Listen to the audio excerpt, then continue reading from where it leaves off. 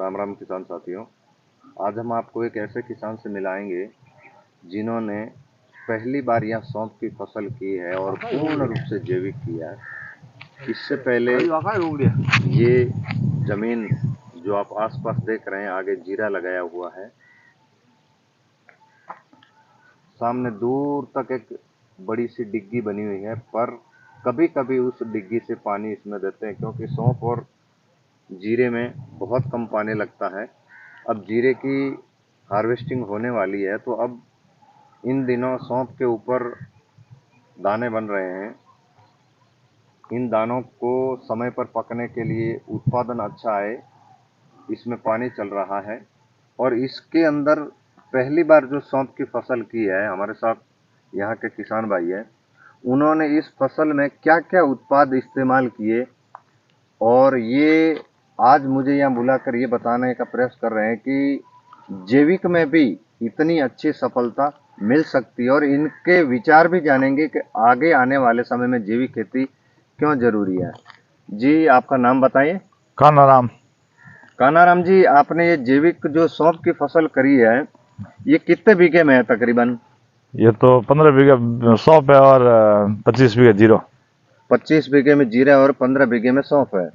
इस सौंफ में आपने क्या क्या दवाइयां दी अब तक?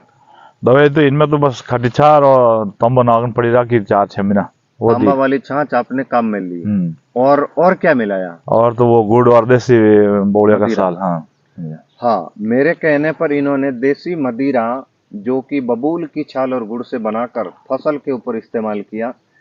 इससे ये संतुष्ट है क्योंकि इन्होंने अपने हाथ से वो दवाई बनाकर इस्तेमाल की।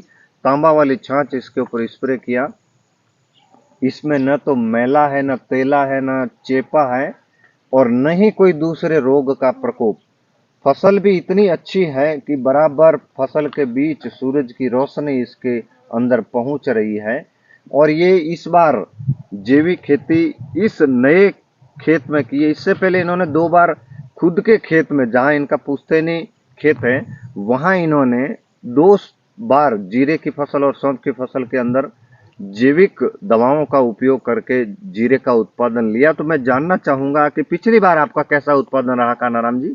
पिछली बार तो हमने यहाँ किया ही नहीं। आपके जो खेत में जहाँ सौंफ में, वो तो अच्छा हुआ, वहाँ अच्छा हुआ। तो आप क्या मानते हैं, रासायनिक खेती जरूरी है या फिर जैविक खेती में भी अच्छा लाभ मिल सकता है? जैविक अच्छी है। जैविक अच्छी है। इसमें क्या खर्चा है? कोई खर्चा नहीं है जैविक। कोई खर्चा नहीं है। रासायनिक अगर आप करते हैं, 15-20 बीघा आपने सौंफ लगा रखी है, अगर इसमें रोग आता, इसमें यूरिया डीएपी डालते तो कितना खर्चा आ जाता है? वो तो बहुत ज्यादा खर्चा है।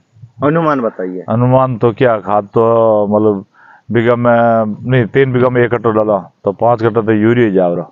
अच्छा, तो इससे आप मानते जमीन खराब हो रही है? खराब हो जब।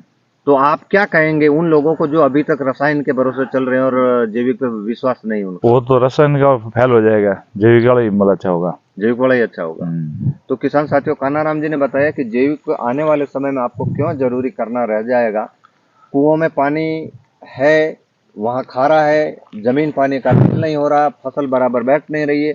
तो इससे पहले सारे दुख अपने सामने खड़े हो जाए, अपन समय से पहले जैविक खेती जरूर चालू कर लें। धन्यवाद।